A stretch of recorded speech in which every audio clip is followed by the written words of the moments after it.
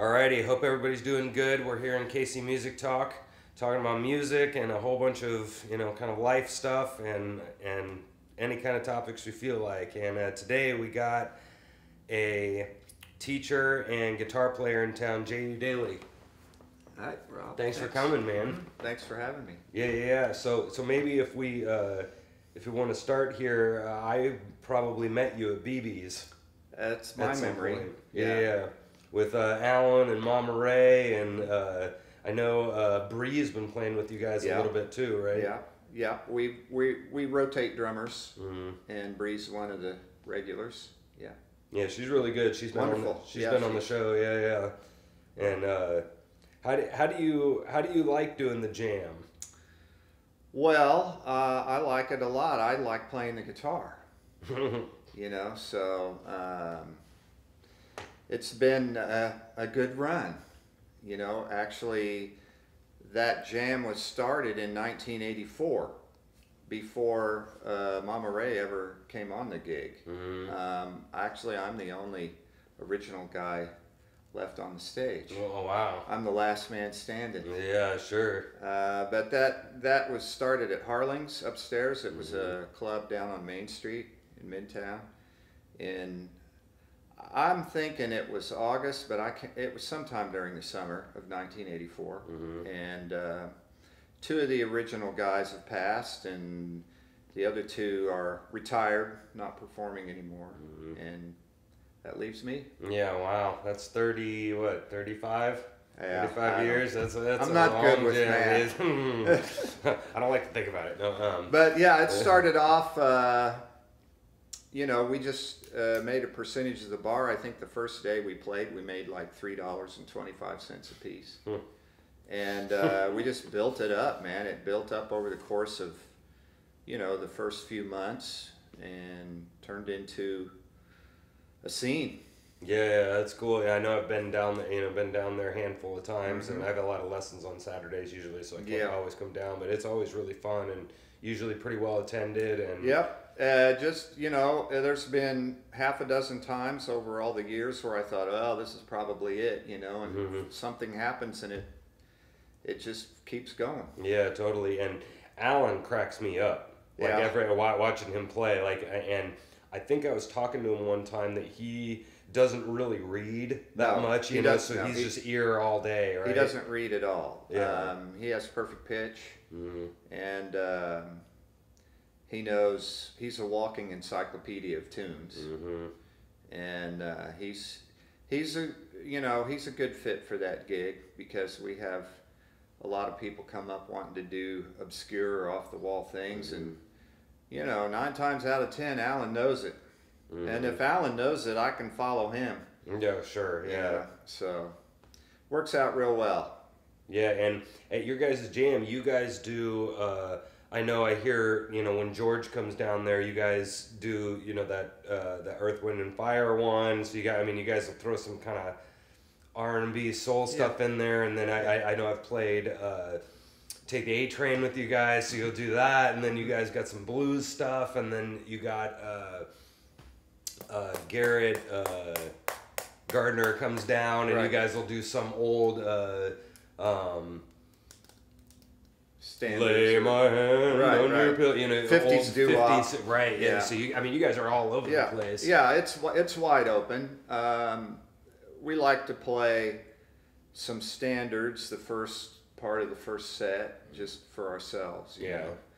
But no, and it's supportive. A person can come up and they can, not be good at all, and we'll just make them sound as best we can. And some places, a jam session is a cutting contest.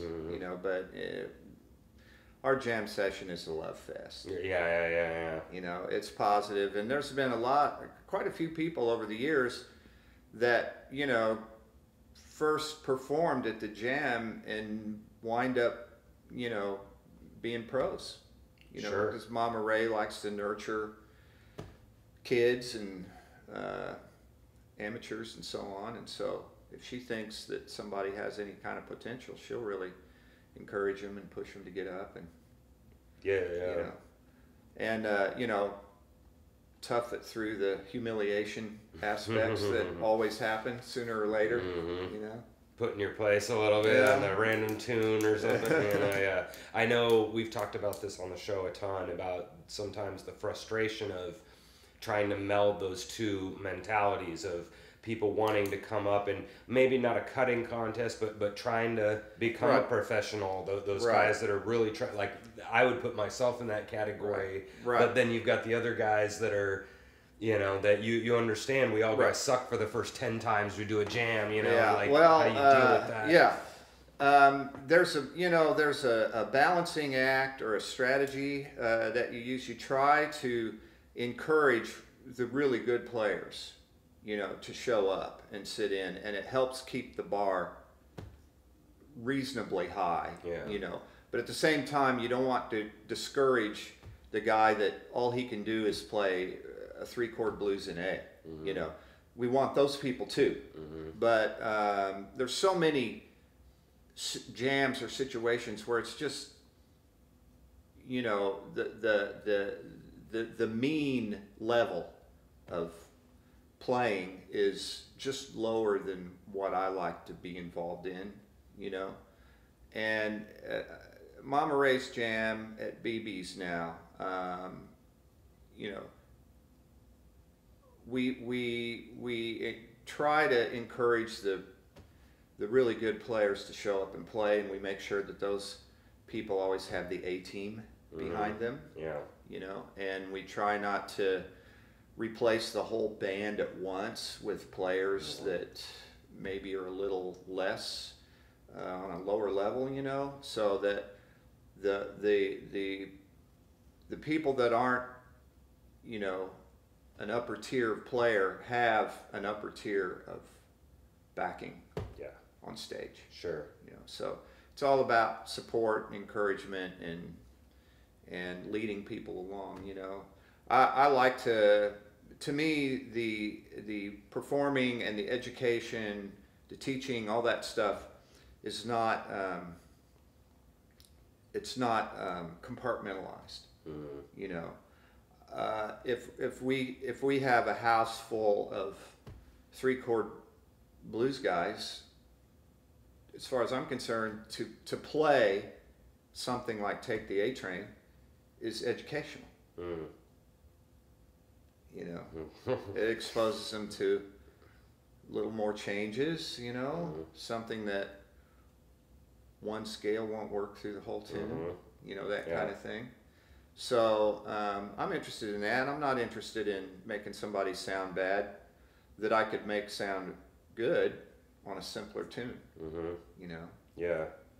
I'd say those guys, I always use the example of like Can't You See?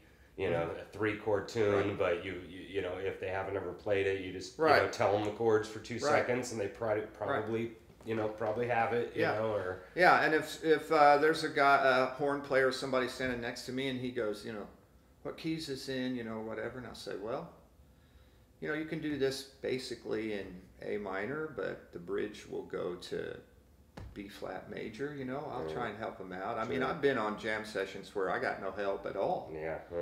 Deal with it. Yeah.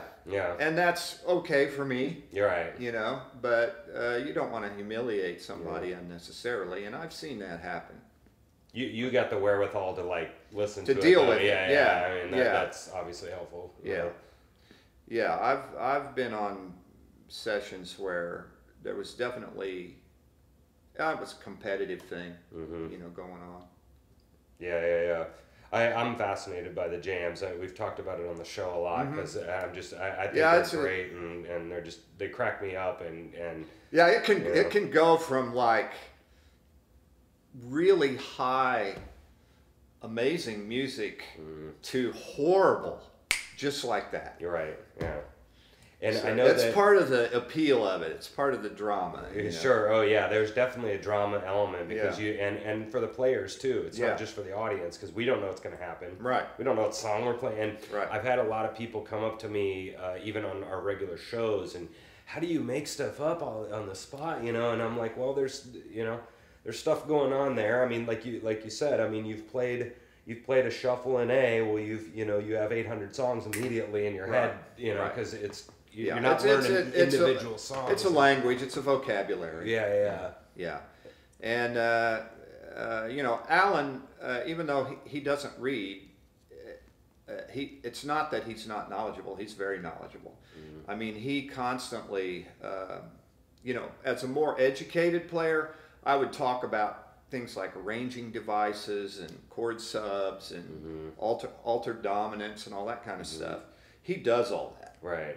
And we have wonderful little conversations, musical conversations, the two of us, behind whoever's up front. And 99.9% of the crowd has no idea what's going on between me and Alan. Yeah. And that's one of the things that I like about playing with him, because he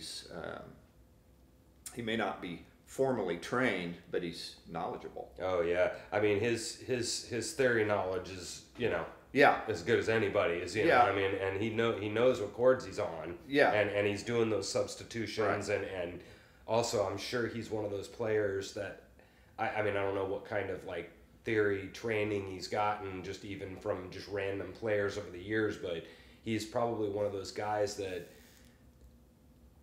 doesn't know why he's doing it, but he knows this is the sub for this. Yeah, and it's he just intuitive. Yeah. I think, my impression is that he's not very, he hasn't had a lot of formal training, but he's got perfect pitch. He was raised in church. His dad was a pastor, so the black gospel thing is totally ingrained in him, and some of that music is very complex. Oh yeah. And I think that some of that is the root of his perfect pitch, and his theory knowledge is kind of spotty. Like sometimes I can say, oh, that's a sharp 11, and he's like not sure what it is, but if I tell him the note name, boom, he's got it. If I play it, boom, he's got it. He's very fluent in the functional aspects of music and theory, and his formal knowledge and training. Sometimes he might know what I'm talking about, sometimes he might not, but I've found communicating with him is easier to avoid all that and just play. I mean, he's a wonderful player, and he's versatile, and that's one of the keys to success on that gig. Sure, yeah, and a lot of guys are like that. I met a lot of guys down in Wichita. A lot of my friends that were in kind of the jam band sort of scene, they were willing to fish and stuff, and so they definitely could play. I mean, they were good players, but it's that same thing. You'd go play this, and they go, oh, that. That's what what you're kind of meaning is they don't have the words for it, but they go, oh, that's sharp 11. I play that on the guitar all the time. Walk downs and stuff. Yeah, it happens with Alan. All the time. I'll say, well, that's a tritone dominant. And he's like, yeah, but I go plume, and he goes, oh, right boom. Yeah. And we've had requests. For instance, it happens more often that he knows the song and I don't. But there have been times where I knew the song and he didn't, and he'll say, what does it sound like? And I'll go, well, here's the form of the tune real quick. And I'll just play through the changes out of time, just in 30 seconds. I'll go through the whole tune just to give him the form of the tune. And he'll go, oh, that's like that old Tom Jones tune, blah, blah, blah. And I go, nah, I've never heard that tune. He goes, well, it's kind of like that, And then he just nails it. Right, sure, yeah, in 30 seconds. Yeah, and he never heard the tune before. Nice rehearsal, guys. Yeah. Here we go. That's the kind of rehearsal I like. Yeah. I'd kill for that schedule. I think when we first started that gig in '84, we maybe had one rehearsal. Right. And after that, never. Right, and that's part of the improv thing that I was discussing. I mean, you don't have to go practice Can't You See? If all the guys have known the tune, and it definitely, not even for people my age, but, people like Alan's age who's, played Can't You See for 30 years or whatever, so take the A Train or whatever, and That's pretty amazing. So, like, you were talking to me on the phone about all of your teaching stuff that you got going on. Tell me a little bit what you're doing with that. Well, I started teaching in the early 80s formally as a survival tactic to get off the road and still make a living with the guitar. And what I have discovered about myself over the years is that I'm very lucky, because if it has anything to do with the guitar, I like it. If I have a guitar in my hand, if I'm dealing with the guitar in some way or another, I'm a pretty happy person. And there's a lot of guys that are great players and they just loathe teaching. They resent the time, they don't have the patience for it. It's a different skill set, it's a different attitude. And what I discovered is that it's a guitar. I like it, you know. So I've taught privately, one-on-one. I don't like teaching classes, and I don't like remote type things like FaceTime and Skype. I mean, I do Skype lessons, I do FaceTime lessons, but to me it's suboptimal. The optimum is one-on-one, in person, every week. So that's what I've done since the early 80s. About the mid 80s, 86 was when I built my load up to the point where I quit playing full time, 6 nights a week, and I was on the road half the time. And that wasn't sitting well with the wife and kids, and you know, it's not conducive to good marriage and healthy kids, you know, being gone all the time. So my high point was 97 a week. I had about 3 dozen on a waiting list. But since, you know, I think since maybe the mid 90s, things started contracting. And I was kind of insulated from it because my load was so massive. But just the rise of the internet and the shift in pop culture away from guitar-centric pop music kind of decreased the demand. And all through the 80s and most of the 90s, I maintained, you know, 70, 80 students a week without any promotion or advertising. It was all just word of mouth and referrals from whatever store I was teaching at the time. And but things started contracting, and by the late 2000s, I think the crash in 2008, the stock market crash, affected it. Over the course of about a year there, I lost about 40%. I went from 70 students to 40 or 45, and I've maintained it at about 50, more or less, since then, but I promote the crap out of myself. You know? And I never had to do that before. So I built a website and decided that I wanted to be relevant for another 20 years, and that the internet-based business model was where it was going. So kind of kicking and screaming, I got into that, and I read a book by an internet marketing guru guy. His name's Jeff Walker, and I modeled my website and my business, online business, on this book. And it involves, you know, downloadable product, downloadable lessons, and you can do all kinds of things with it, but most of my stuff is downloadable PDFs that have text and graphics and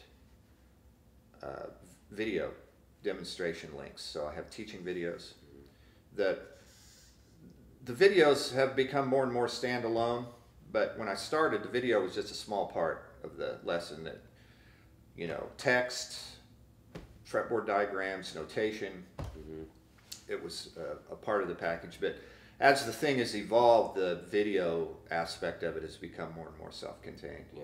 I figured out how to embed fretboard diagrams into the video, and you know, that kind of thing. So it's becoming more and more video oriented. But I worked on it for a year, launched my first product, and in spite of some very intense technical issues that had me up all night long and you know, dealing with problems, I actually made enough money in the first week on that to become convinced that it was viable. So I've been working on that ever since. It's been 3 or 4 years that I've been doing that, growing that, and it's all based on the idea that you have a subscriber list that you market and sell to. And so I try to groom engaged people off of that list.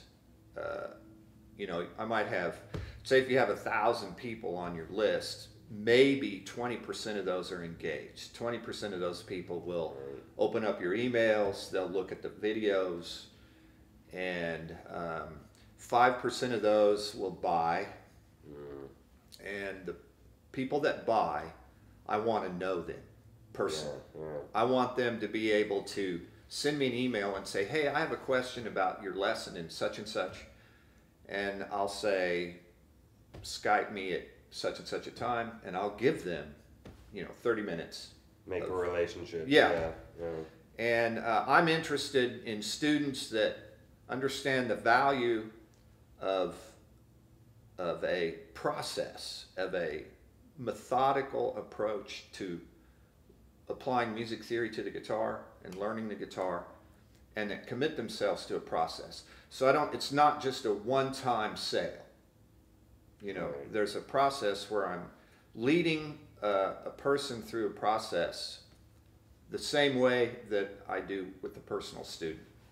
Yeah, I think I'm having trouble with that too, of the getting my mind into those numbers kind of idea of you have all these students and just kind of emotionally accepting the fact of this 20% number you're talking about, and for in-person students it's, you know, maybe the equivalent of the ones that are really trying, or the 5% that would actually become a you know, a you see that I can't get those kind of ratios hold true. Yeah. No matter what you're doing. If you're teaching 80 students a week, you know, maybe 20% of those people are really worth teaching, and the other 80% subsidize that. Yeah. You know, and out of that 20%, maybe 5%, maybe 3% of those people are going to go on to a pro level and actually, you know, play. But as a teacher, my goal is not 100% to produce pro level players, because there are way more valid reasons to take guitar lessons than I want to be a pro. Right. If you want to be a pro, that's great. I can help you with that. But there's many other reasons that have just as much value content to them.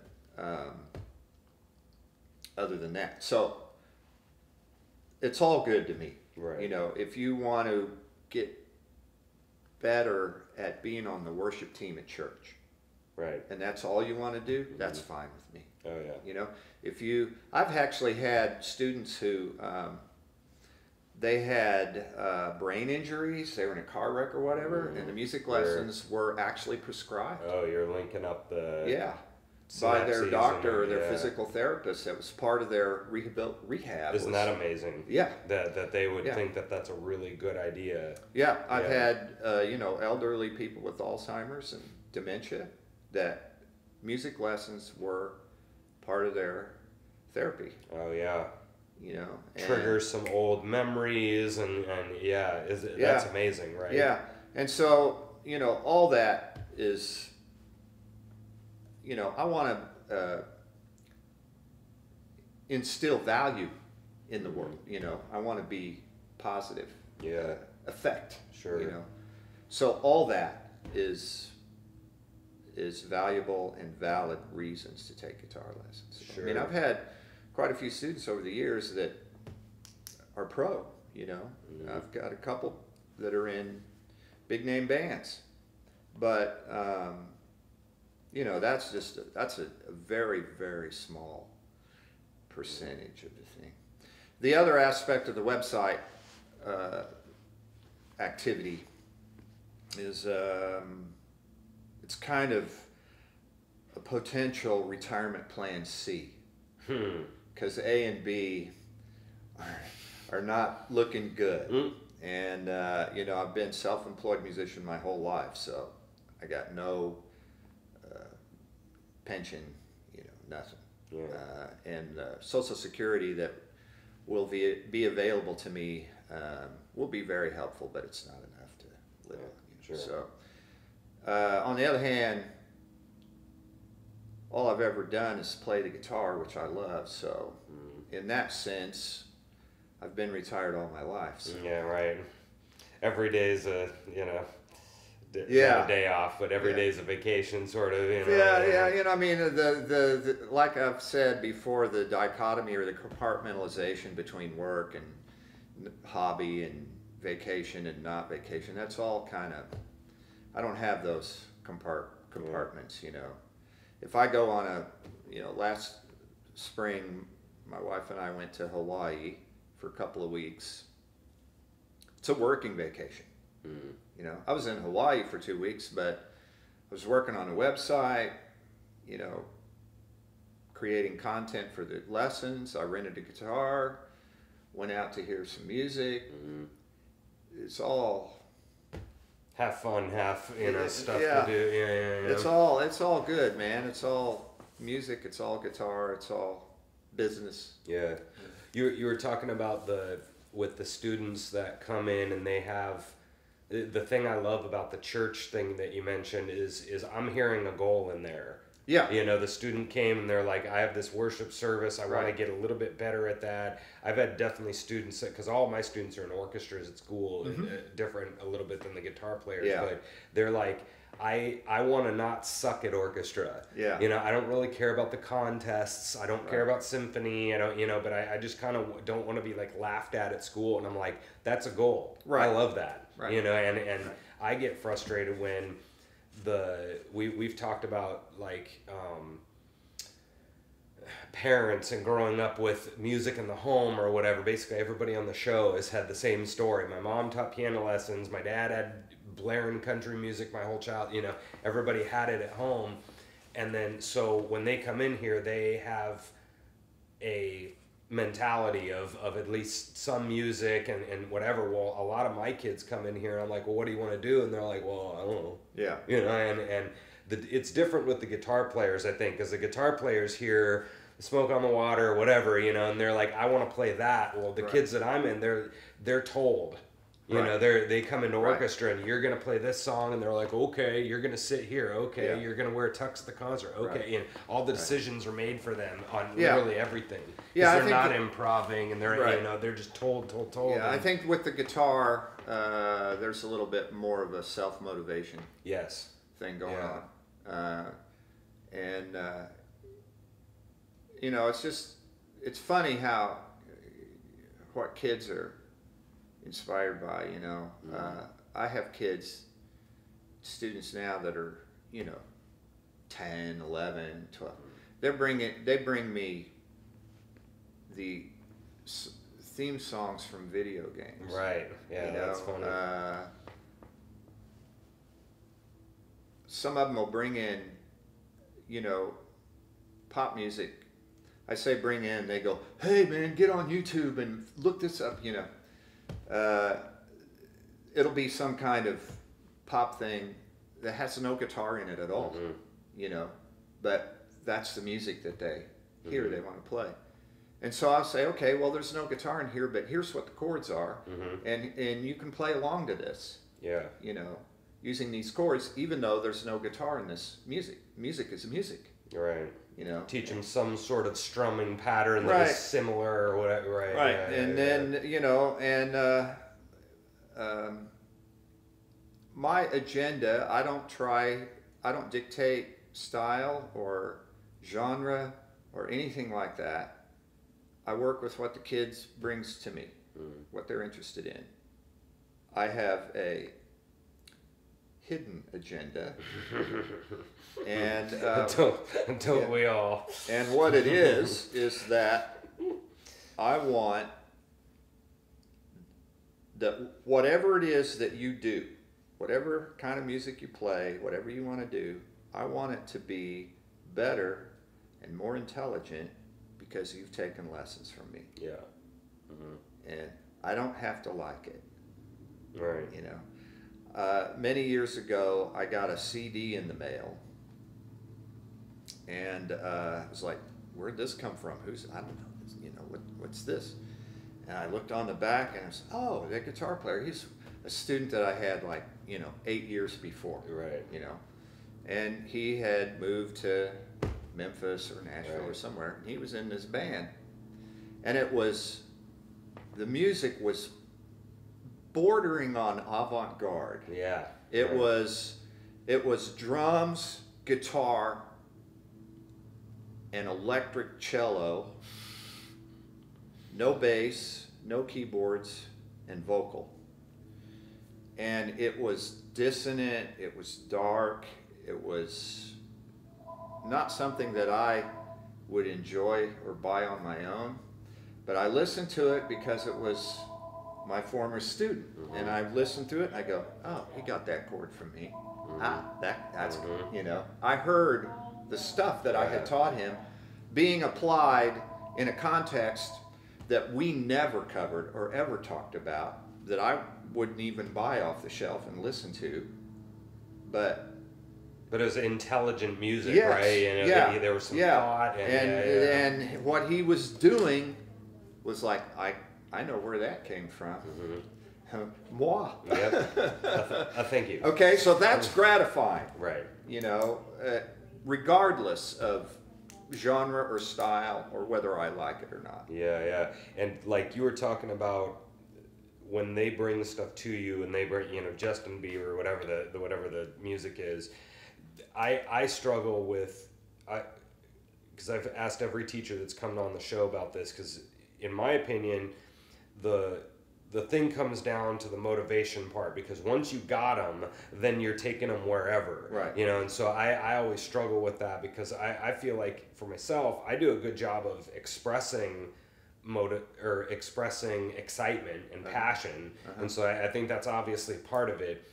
But with the idea of getting them, grabbing them on something that they want, and then I guess the idea is hopefully then the next song, maybe you can sort of do it every other, so something they want, and then you're like, hey, check this out, and maybe you can bring them to a blues tune or or whatever.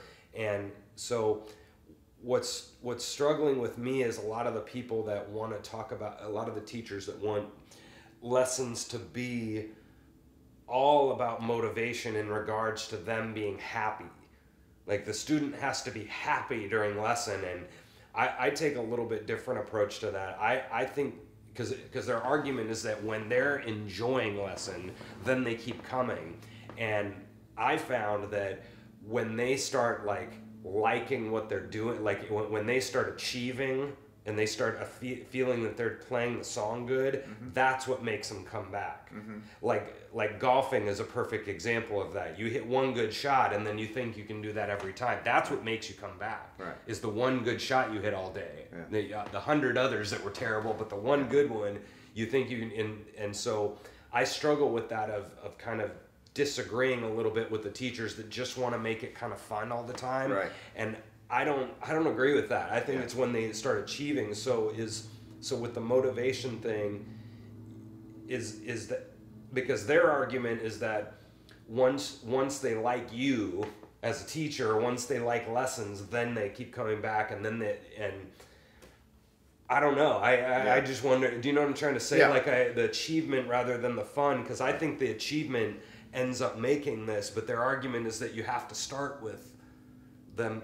Obviously, the trust. You know, they've got to trust you as a teacher and all that. But that's their argument: is start with this. And my thing is no. Start with. I think it depends on the student. Mm. You know, every student's different, and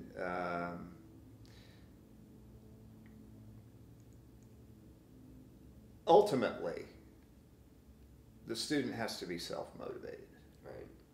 And That's the end goal. yeah. And that's the only way that there's going to be any kind of significant progress and growth. And, you know, to me, some students need fun, and some students, you know, need discipline. It just depends on the student, and the same student can need different things at different points, you know, in their progress. But I don't have a hard and fast rule. Yeah. But when I get a student to a certain level, then at that point, just part of the package is that they trust me and they trust the process. Yeah. Buy into the process. Yeah. And to get them to that point, it's different with everybody, you know, and it has to do with the personality type, the learning style, the age of the kid, you know. If I have little kids, it's a whole different thing, you know. It's all about fun and achievable goals. Right. And you bring them along. You know, it just depends, man. I hesitate to draw firm conclusions, you know, that apply to everybody. Yeah. But if a student want to be, let's take a guy who all he wants to do is to be able to play on the worship band at church. You know, like okay, you know, I'm going to give you some cliche chords, voicings, and cliche chord progressions. And by cliche, it's not negative. A musical cliche, is something that's so good, everybody uses it all the time. Yeah. So that's the way I frame it. You know, typical 3-chord, 4-chord progressions. You know, Cowboy chords. right. But with the worship thing, and I've run into this. It was really interesting to me. I had a guy that was on the worship team at his synagogue, as opposed to on the worship team at the local, you know, Pentecostal, you know, contemporary Christian thing. Right. It was exactly the same musically, except it was all in Hebrew. Yeah, that's funny. You know, but musically it was identical. But anyway, so I'll show them. And a lot of those are, not to get too technical, but they're cowboy chords, but they have add nines in them. Right. Because that's kind of a meditative or a kind of a hypnotic sound, you know, which is what worship, you know, is all about. So I show them these typical kind of add 9 chords that occur in that kind of music all the time, and we spend, you know, depending on their level of technique at the time, if you know, 2 or 3 weeks or whatever, doing these basic things. And now I go, okay, now bring me your tunes, bring me the book that you have that you work out of for church, or let's get on YouTube and look at some of these things, and I'll put them together for you. And they, you know, it's pretty immediate that they see the application of what I've shown them. I've shown them something in a theoretical context. This is in the key of G. You're going to have this G with the add 9 in the middle. You're going to have the D with the add 9 and no third. You're going to have an E minor with the 7th in it.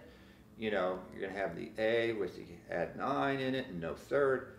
And I go through these kind of cliche progressions, and they immediately hear, you know, oh, that's what that song sounds like. That's what that sounds like. And you show them the cliche. You know, all musical styles are like 90% cliche. You know, you learn the cliches of the style.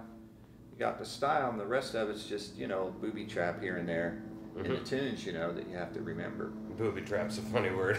Yeah, I mean, you know, jazz, like, to me, jazz standards are that way. Yeah. You know, the cliches are more complex, but 2-5-2-5-2-5. right, or, you know, 3-6-2-5 or whatever, you know, and then it goes to the bridge, you know, and so the bridge is different. You got to do this and that and that, but you know, you have cycles and you have all these schemes, you know, for putting chords and keys together.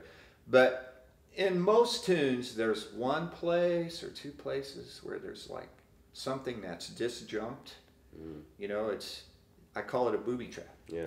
You know, if you're playing all the things you are, you have this cycle, you know, F, B flat, E flat, A flat, D flat, G. D flat to G. That's the booby trap. That's the weird one. Yeah. The rest of it's cliche. Yeah. On that tune, when it comes back into the original key right there, about 3/4 through the song, you know, that always like drives me nuts with that song. You know, that to me is like the perfect example of pretty much most standards. Yeah. You know, all the things you are. Right. It has a lot of those 2/5s. It has them in a couple of different key centers.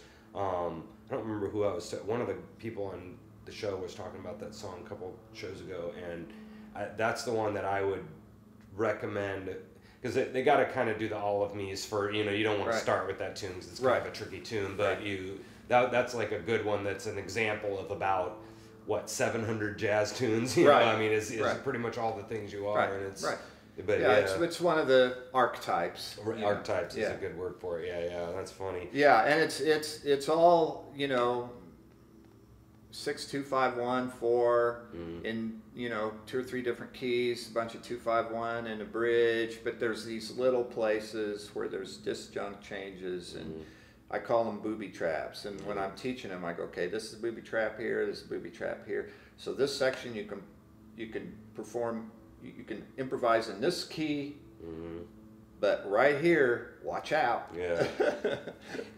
So last teaching question for you is, have there been any, you were talking a little bit about the trend recently of just having internet, and then you talked about the, you know, 2008 and stuff, and how is there any like teaching trends that you've, and then you also talked about bringing the pop tunes. I mean, is there any other like trends that you've seen recently with maybe kind of, you know, more on the annoyances side, or even the positive side that you've seen in the last couple of years?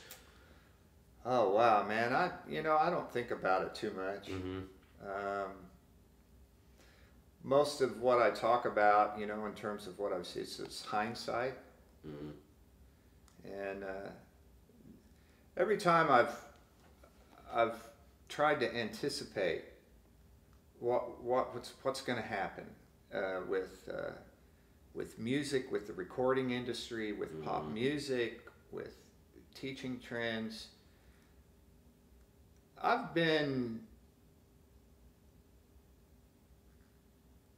pretty right in a wrong kind of way, if that makes any sense. It's awesomely like, bad. Yeah, I could see, like in the 90s, I could see the home recording thing.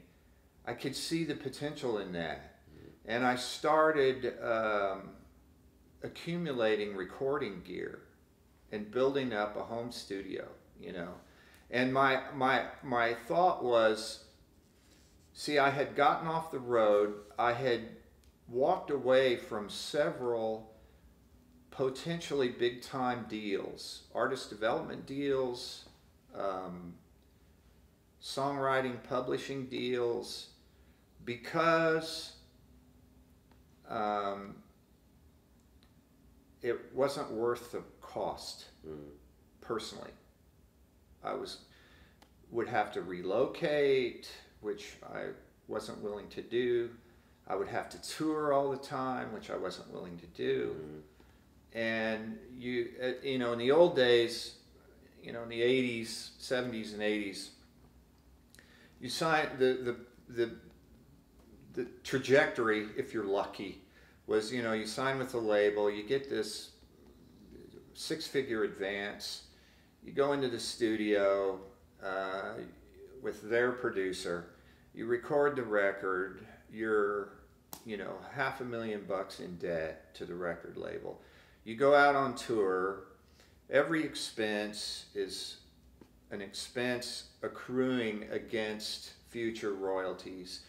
You wind up, if you're lucky, with a, you know, a hit record, $1 million selling deal, and you wind up making $20,000 because you're paying off the record label for the advance.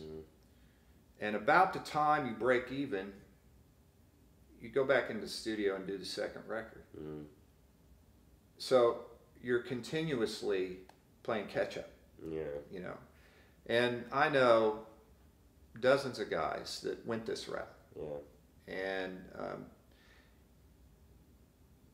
you know, one or two of them success, but at high price, and only they could say whether it was worth it or not. The other ones, if they lived, I'm better off than they are. You know, financially, personally, in terms of. For those guys, 4 addictions later too. You know, is a whole nother issue. And how many near-death experiences and so on. I mean, I've had, you know, when I was really young, I had some of the substance abuse issues and crap like that, but pulled out of it at a relatively young age. Good for you. And we talked about that with Brian Hicks on the last show. I mean, I have the utmost respect for Brian and anybody like him. You know, I went through my you know, near-death deal due to drugs. You know, young, really young. I mean, I was 17. Yeah. Wow. And by the time I was 18, I was pretty straightened out. Good for you, man. Yeah, you dealt with that really young then. I mean, well, I was pretty extreme, pretty young. For whatever reason, I don't know how good I was. No recordings survived from that era. You know, we're talking early 70s. That's funny. But I was always the youngest guy in the band. And that, you know, in one aspect it was good because I was working. I was in with older established guys. The other side of the coin was I got into stuff too young because all the guys I was working with were older. I was in bands with guys that could drive before I had a license.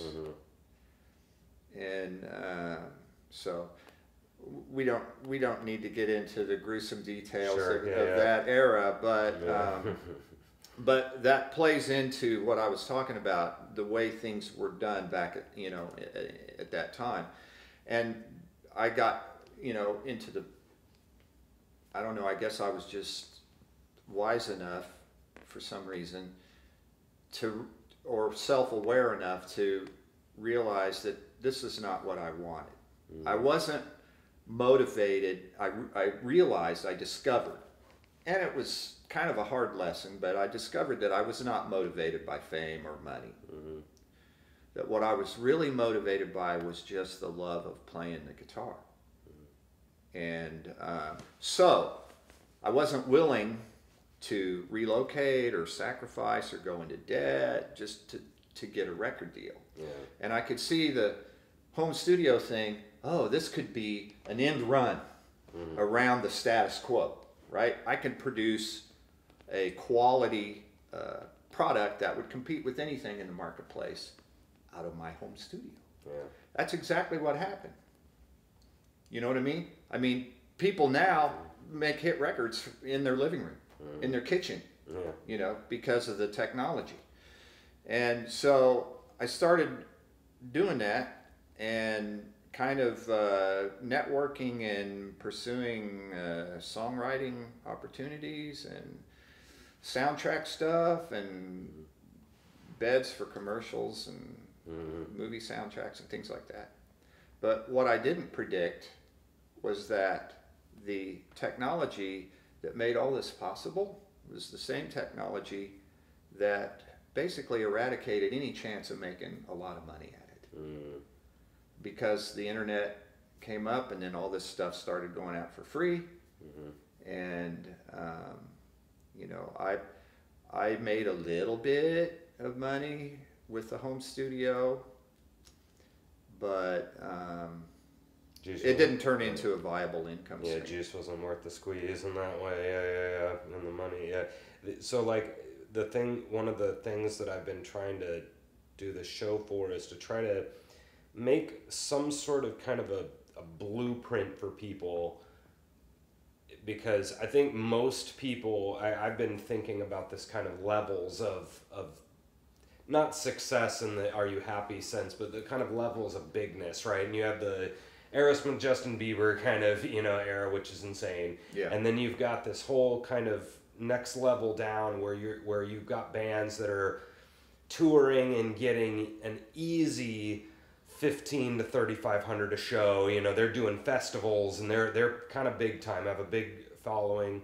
Then you get down to the next level that's maybe that, at a point where maybe somebody like a Dave Hayes might be in that category, where they have a following in a city and they're, maybe getting 400 to 1,000 as a band, and they kind of have some shows, and then you have the next level under that of the, where pretty much everybody is at, where they're always finding this garage band and they're getting 300 to 400, and then they kind of get kicked out of that club because they don't bring enough people, and then they just do this for accidentally 30 years. Yeah. Where they show, and then they do 5 shows, you didn't bring enough, oh sorry, and then you go to the next show, and the next show, and the next show, and then you just do this all around the city.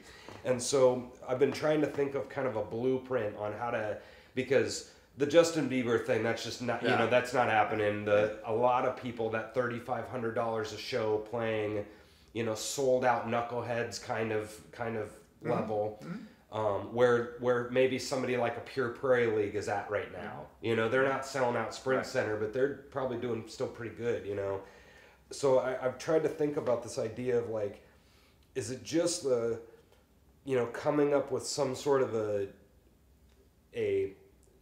there's so many bands that are just a band, and they've got 4 really good 50-year-olds that are killer at music, but it's 4 50-year-olds playing blues. Right. They've been playing 30 years, they're great, but they don't have a gimmick, they don't have, is it the gimmick? Is it you as a player, you just got to kind of basically not be flaky? It's not about really your talent. Is that, will you answer the phone? Will you show up? Is it really that all these bands just have no idea how to do the business side and they're not advertising? Is it that you aren't getting a right amount of people and setting goals at the beginning? So or is it just the people that you're in where you're just having fights? Is it the literal town that's a problem? That's what I'm kind of rolling. You can tell I'm probably pretty philosophical with what is the issue of and I think it's probably a handful of any of those things for every band. I mean, what's your opinion on that? I have a lot of. You're smiling. I am. Yeah. I mean, we're talking about my teaching, but I've been a player since, I started performing probably for money in 1969. Yeah. And I've done, I'm not a star. I've played big shows, but open for big names and all that kind of stuff, but highly overrated. But I love to play the guitar, and if I play a festival crowd for 20,000 people, big lights, big stage, big sound, awesome. This is where I'm supposed to be. I'm totally comfortable. Yeah. if I play at the neighborhood dive strip mall bar, the band is killer, and there's 10 people there, you know. When I go home at night, it's the same kind of happy. Yeah. Okay, so I'm lucky. Yeah. I don't need the big crowd, the big good lights, attitude. Yeah. Yeah. So another thing that I discovered was when I was a band leader, leading the band sucked the joy out of it for me. And I got up on stage one night, and it was like a bolt of lightning. I hate this. What the hell am I doing here? I hate this. All the business shit. Yeah. And I was like, wait a minute. I used to love this. What happened? And what happened was I was on stage thinking about everything except for what I really love, which is just playing the stupid guitar. I was thinking about the lights, the sound, the costumes, the contract for next week, the booking agent, the club owner, getting the van in the shop before we go to the next town, everything except playing the guitar, which was on automatic pilot. Yeah. And and I had been unhappy for quite a while and didn't even know it. I was just going through the motions and worrying about the crowd. Why is the club empty? Why is the club full? Why does the band kick ass tonight? Why did we suck last night? I'm just, what you just did, sitting in that chair with your brain going round and round about all these variables. I gave up, man. I gave up. I remember being on the road and laying in the hotel room with I was rooming with the bass player at the time, and we were trying to figure out what we were playing. In those days we would do 6-night or 2-week stands in the same club. Right. We would do 6 nights a week and then on to the next town. And we were laying in bed going, why was tonight so great and last night wasn't? Was it what we had for supper? Was it the phase of the moon? Was it how much sleep we got? Was it a butterfly flapping its wings in China? Who knows?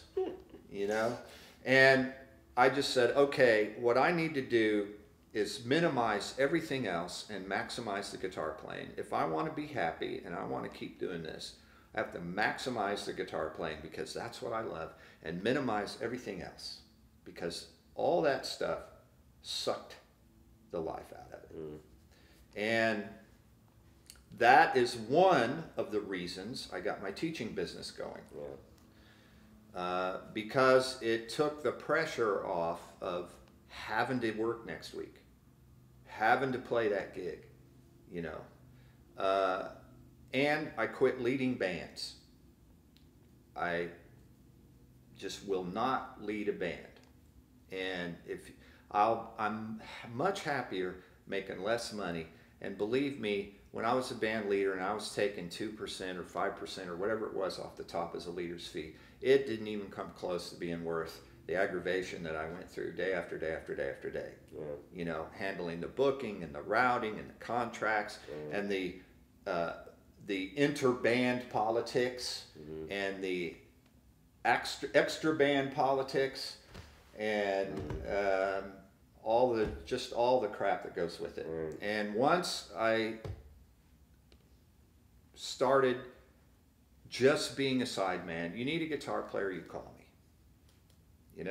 I want to show up, I want to play the guitar, I want to have fun and drink a little bit if somebody else buys it, and get paid and go home. And I'm totally happy. That's and great. I don't care whether it's $100 a night gig in a bar or making $3,000, at a corporate event or playing on a big stage at a festival or whatever. It's all the same to me, man. It's playing the guitar.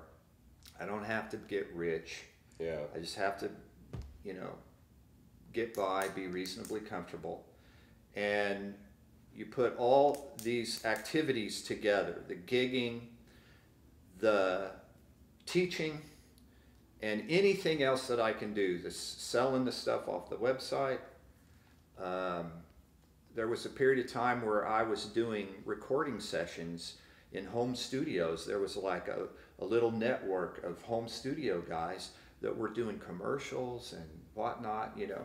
And I'd get these calls, and I'd go over to somebody's basement studio and make $50 for 30 minutes, you know, of putting a track or 2 tracks down on a 30-second commercial, you know, stuff like I was doing part of that. I would do that in the mornings. I'd go teach in the afternoons. I'd go play a gig at night, and it was all guitar and it was all music, and I'm happy that way. Yeah. And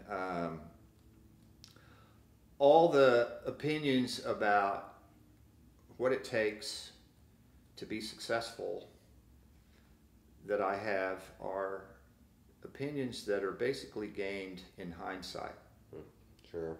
I just kind of, you know, I make plans and strategies and start following through with them, and something always affects them and causes a shift in direction, and then that causes me to change the plan, you know.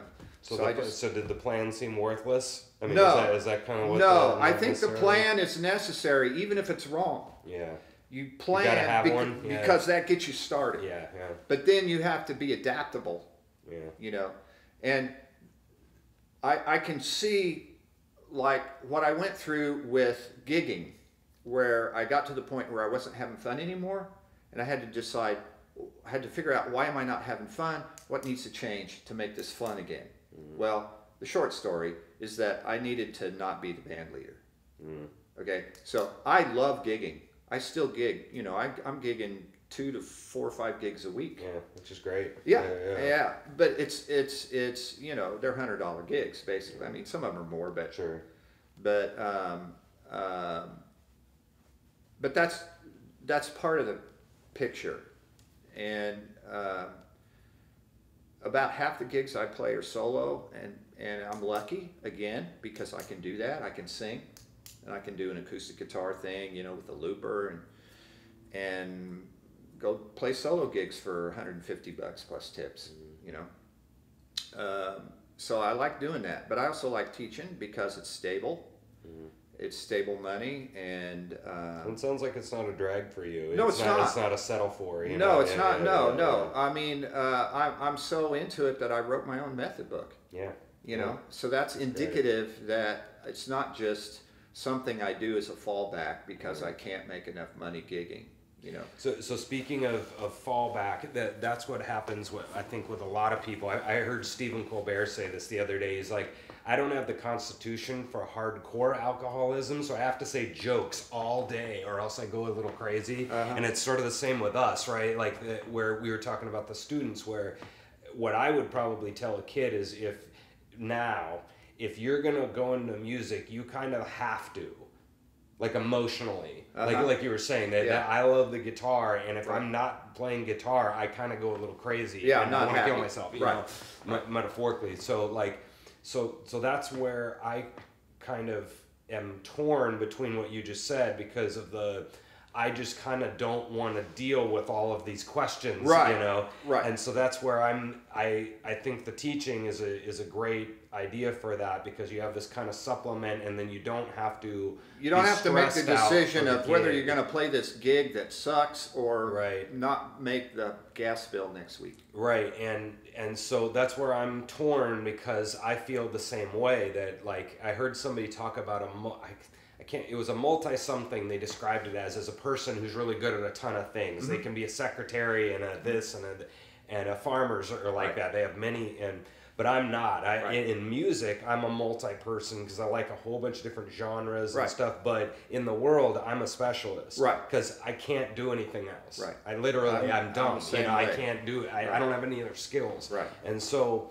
with this playing stuff, that's where I'm struggling with, because I want, with the whole idea of worrying about all this advertising and stuff, I'm a little bit different. I do enjoy going to, you know, an Eagles Hall and playing for 15 people, you know, but I have to be honest that any dive bar, but it's full, is always more fun. Right. You know what I mean? Yep. You know, the American Legion that's full as opposed to the Eagle Hall with 15. Right. So I have to go like, okay, well, you know, what does that mean then? Well, Right. it's obviously, you know, setting up this hierarchy idea where, Right. well, obviously this is better, Right. you know, and I think Right. you're kind of mentioning that there isn't, or you're kind of talking about that you don't feel that hierarchy. You're happy, you know, almost not whatever Okay. happens, but do you know what I'm saying? Yeah, So, I understand. So I want this thing. Yeah, I to understand what you're saying, and I'm Yeah. not saying that some gigs are better than others. Right. You know, yeah, man. You know, That's why I want to care about all of the, you know, I want to like, you know, sit here and you know do. Well, the all I can tell you is what I've done, and what I've done is I minimized everything else and maximized the guitar playing. And the way that you do that is that you hook up with guys who love what you hate. Yeah.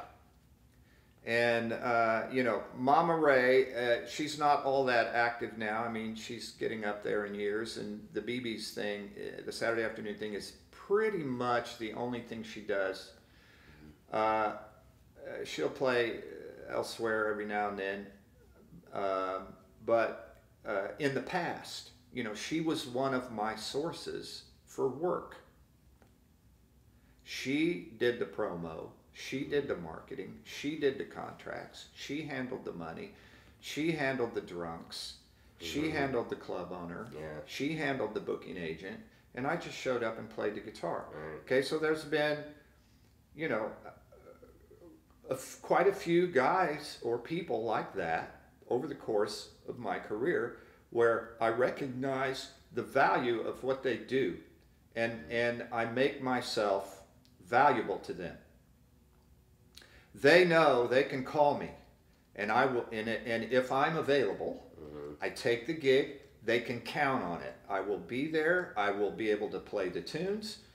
There'll be a noticeable lack of drama. Yeah.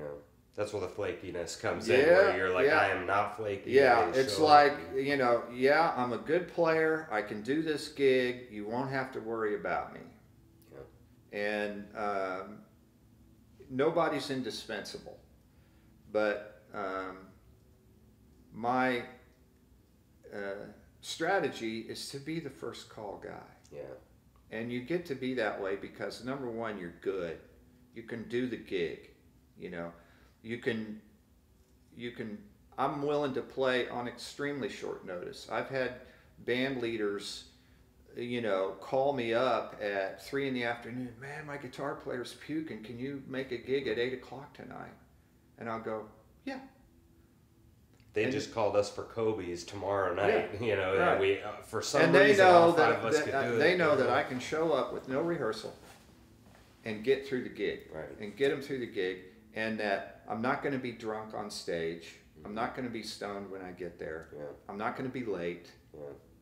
You know, so I hook up with guys that like the marketing, that like dealing with the crowd, that like doing the contracts, that like networking with the club owner and doing business with the booking agent and all that stuff that suck the fun out of it for me. Right. So that's what I do. And it's kind of funny because over the last, 15 years, I've noticed, hey, I've always been the youngest guy in the band, and all these older guys were my source for work, and now these older guys are dropping off and retiring or dying, and it's like, uh-oh, what am I going to do? Mm-hmm. So I started actively networking with the younger players, and that's how I met Bree. Yeah, sure. I called up Bree and I said, hey, let's go out to lunch. And it's kind of funny because that relationship has resulted in more work for her from me than more work for me from her. Yeah, but still, that's still. But yeah, good. that's what you do. Yeah. So I've consciously started networking with younger players because now my goal is to be the oldest guy on stage. Well, you were talking about the find your yin and yang or whatever, and that's what me and Scott Lane, who I play with, he's the best front man I've seen in town in regards to talking to the audience. Uh-huh. And so he is killer about that. And sometimes he's completely not serious, and I can be fun too, but I'm way opposite of him.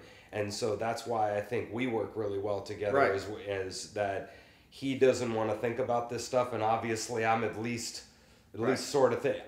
But I'm here that I don't want to do this either. I'd love a manager, but I'm looking at it as, well, he's apparently not gonna. I kind of look at it like that. He's apparently not gonna care about any of this, because whenever I talk, I haven't even thought about it. I'm like, well, that's the problem. I have a little saying that you take a front man, that's really good at it, that does what he does. This guy is going to make me more entertaining, and I'm going to make him sound better. Right. Yeah. And that's how I look at my job too. Yep. And even on stage, because I've conducting training or whatever, and I because I'm just thinking way too much all the time.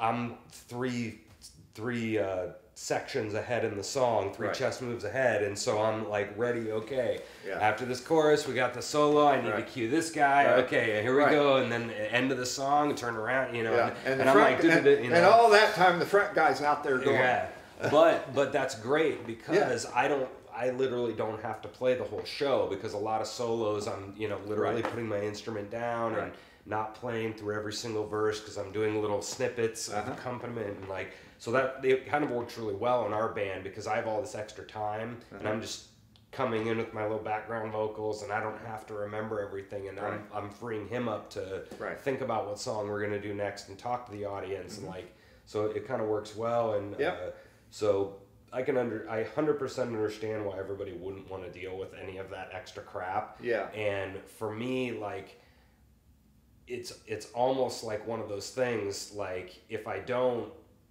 say jokes all the time, I'm going to go crazy. That's kind of how my personality is if I don't think through all this stuff and have my ducks in a row, I go a little crazy, because those people that are like, all right, here we go, and they're just walking around like in life in general, okay, where am I going? I don't know, and that drives me nuts, and that's probably a little, not OCD, but a little control-y and need to Good musicians that are good players, good at their instrument. There's an OCD element to that.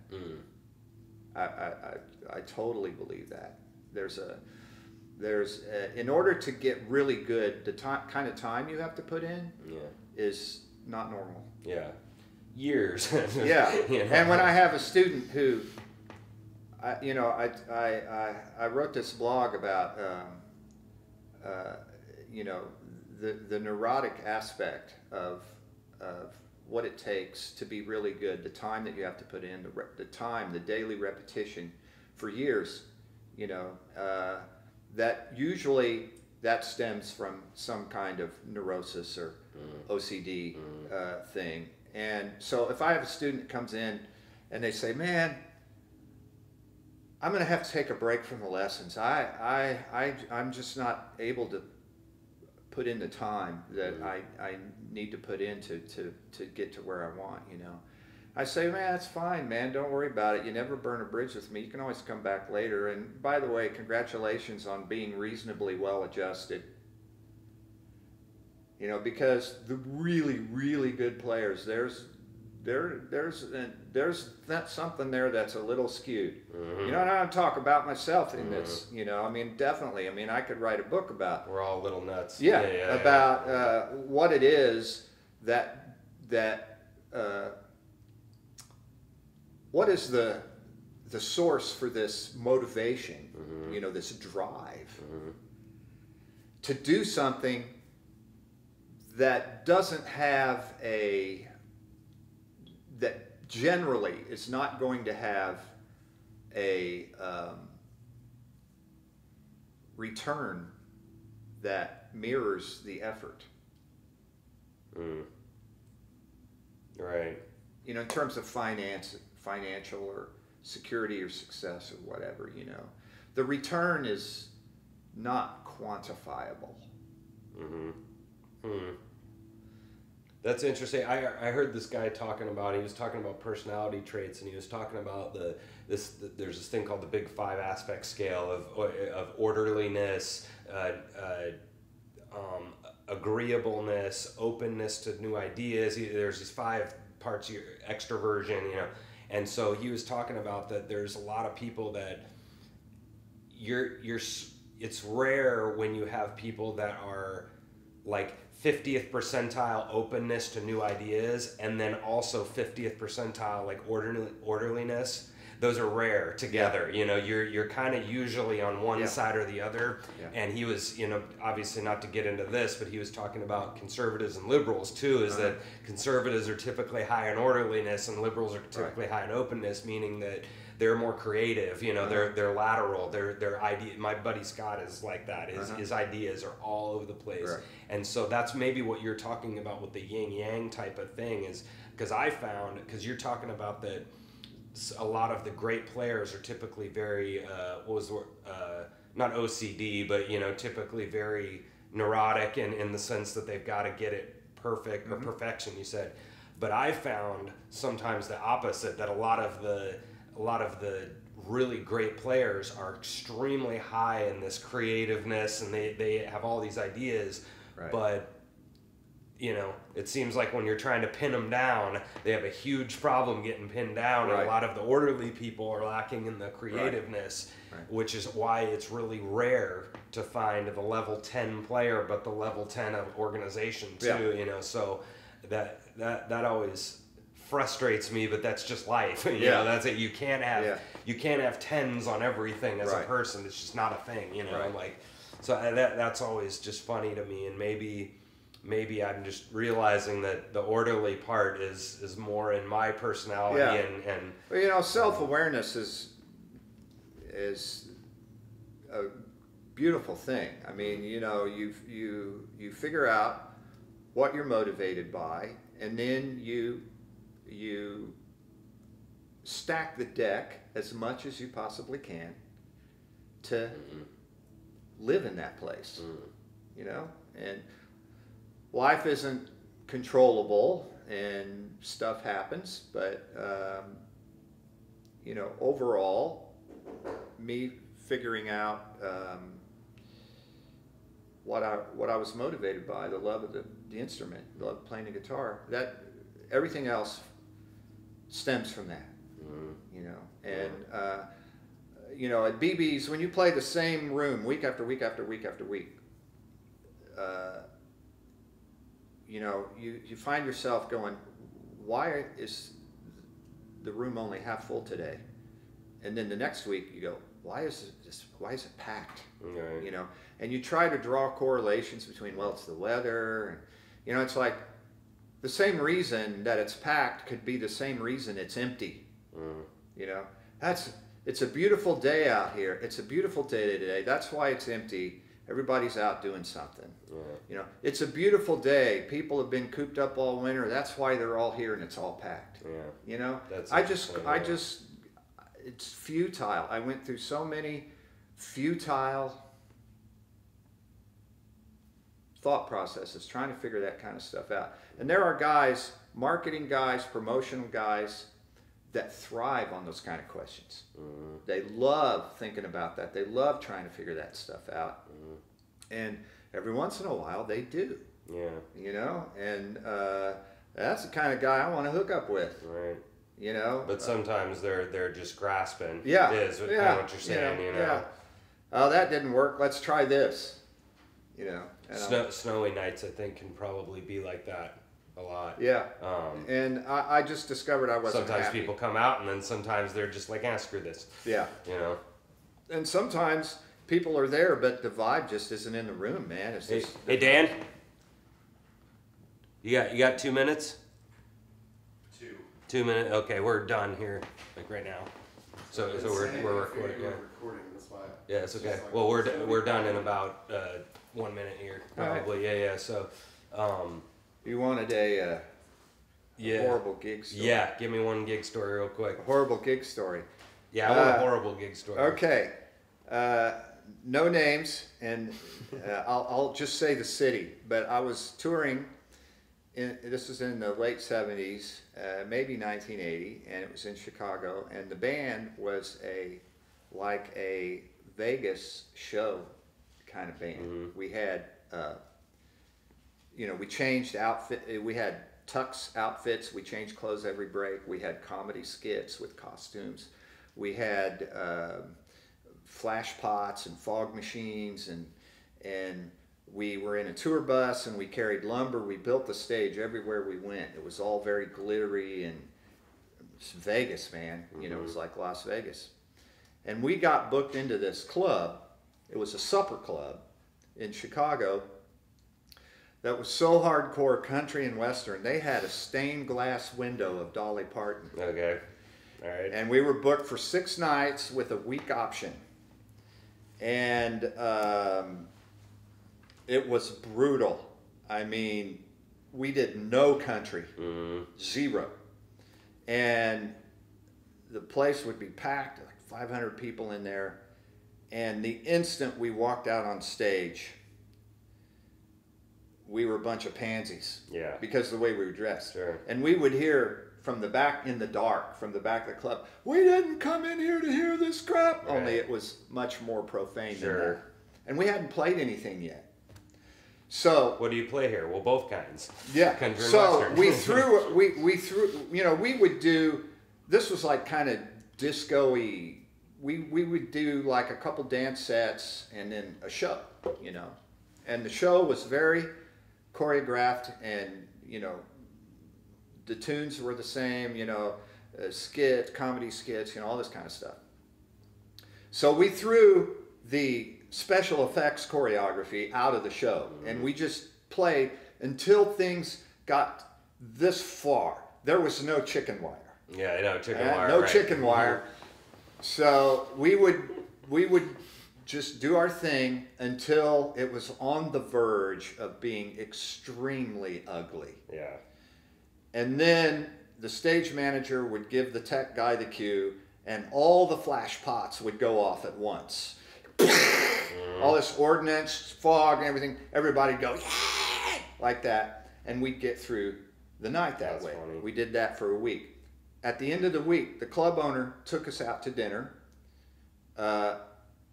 to tell us that he wasn't picking us up for the second week option. Mm-hmm. Yeah, you guys got a great show, just not right for this room. You're like, yeah, thanks for not picking us up. We appreciate it. Well, anyway, during the course of the conversation, we discovered the booking agent had told the club owner that we had a country and western floor show and that we were all from Arkansas. Oh.